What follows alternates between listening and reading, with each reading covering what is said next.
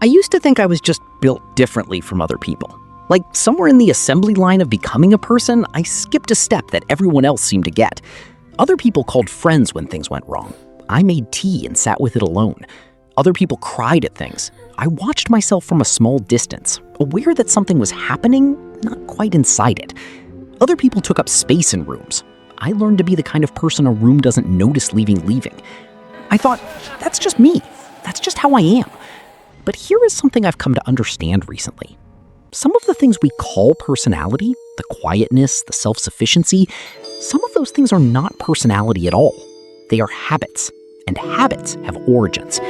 And sometimes the origin is not something that happened to you, sometimes it is something that never did. When people talk about childhood wounds, they usually mean events, something that happened, something that can be pointed to, named, placed in a specific room in a specific year. But there is a different kind of wound, and it is much harder to see, because it does not leave a mark where something struck. It leaves a mark where something should have been. Think of it like a dimmer switch. In a healthy emotional childhood, that switch gets turned up slowly, and the light in you learns to shine at full brightness. But some children grow up in houses where no one ever touched that switch. Not because the switch was broken, not because the house was dark on purpose, just because no one thought to reach for it, or no one knew it was there. And the light inside those children doesn't go out. It just never fully comes on. And the child adapts, because children always adapt. That is what children do. They read the room, and they become whoever that room needs them to be in order to stay safe. The adaptation works perfectly in childhood. In adulthood, we call it personality, but some of it isn't personality. Some of it is 7 specific habits. Habit 1, the inability to ask for help. There's a box that's too heavy. There are people nearby, and I stand there calculating the exact probability that asking for help would be more painful than dropping everything. Usually I choose to keep carrying it. The world calls this independence. It calls it self-reliance. It calls it strong. But underneath that self-reliance is not strength. It is a prediction. The brain has run this calculation before, thousands of times, before it even had language. The need went out into the air and just stayed there, unanswered, until the child learned to pull it back in. And eventually, the brain stopped sending needs out at all. It is not stubbornness. It is forecasting. The inability to ask for help is not arrogance. It is a loyalty to an old lesson that once kept you very small and very safe. Habit 2, emotional numbness, not knowing what you feel. Someone asks how I'm feeling, and I do this thing where I go looking for the answer and come back with nothing. Not calm, not numb, just an empty inbox where the feeling should be. Emotions are signals. They are the nervous system sending messages upward, the way a radio tower sends a broadcast. But signals that are never received stop being sent with urgency. This is not coldness. It is a kind of internal static, the result of an emotional frequency that was tuned out so many times it no longer knows how to come in clearly. You are not someone who doesn't feel things. You are someone who learned that feeling things in front of others cost more than it was worth. Habit 3, over-explaining and over-justifying everything. I say no and then immediately explain why the no is not as offensive as it first appears.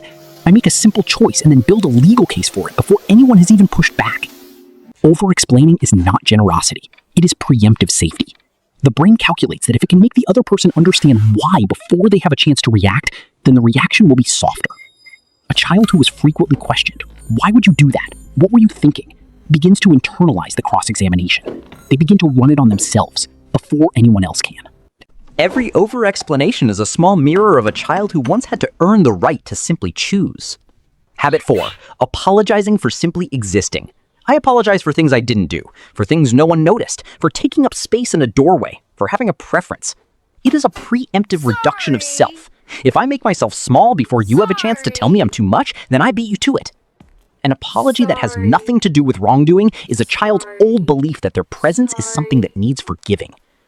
I want to stop here for a moment. Not because the list is too heavy to continue, but because I know what it is like to read something like this and feel the quiet horror of recognition.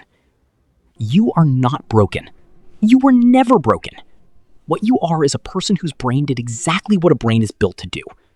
The habits we are naming today are not failures of character. They are evidence of a nervous system that worked very, very hard on your behalf, in conditions where it should never have had to work that hard. The only problem is, The conditions changed. You grew up. And the strategies that kept a child safe in a particular house began to follow you into rooms where they are no longer needed. Just a map drawn for a territory you no longer live in. We have 3 more habits to look at. Take a breath. We're still here.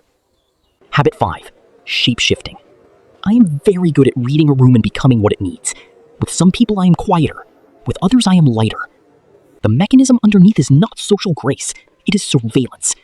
The ability to detect a shift in a parent's mood before it fully arrived was not a gift. It was a survival tool. The person who fits perfectly everywhere often fits perfectly nowhere because they never learned that their unedited self was something a room could hold. Habit 6, chronic self-doubt and second-guessing.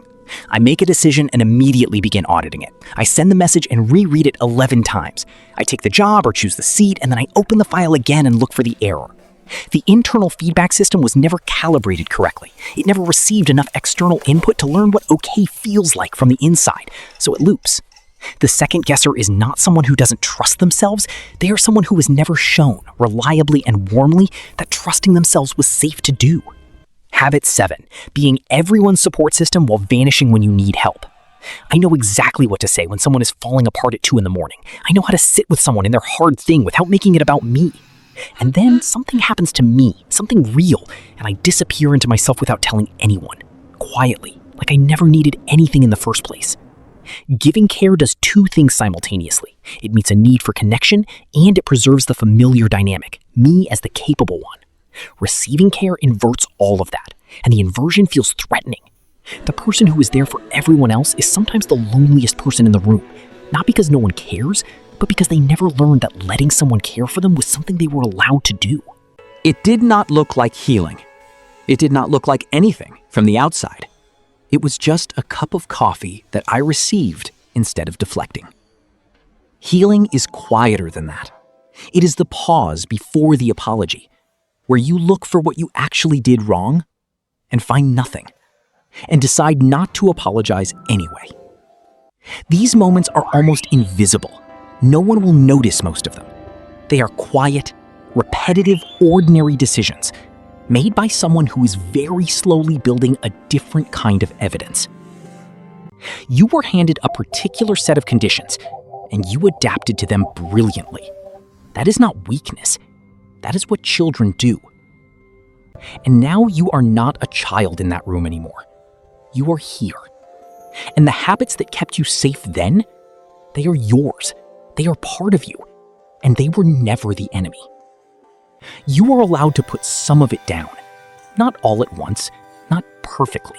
Just when you can. A little. In the small moments that no one will write a script about. That is enough. That has always been enough. You are enough. Of the 7 habits we talked about today, I want to ask you something. Not which ones you have, but which one made you feel like someone had been quietly watching your life and taking notes. Because sometimes the most healing thing is simply knowing that someone else recognized the same thing in themselves and said so out loud. And if someone came to mind, send it to them. Let blue do the talking.